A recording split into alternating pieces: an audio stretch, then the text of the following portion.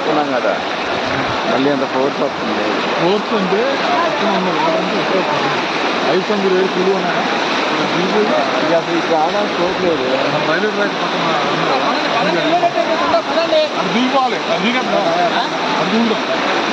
ఈ రోడ్డు ఖాళీ ఉంది బావా, ఇక్కడ దాడి కొంచెం అదరికి వెళ్ళాక దాడదాం.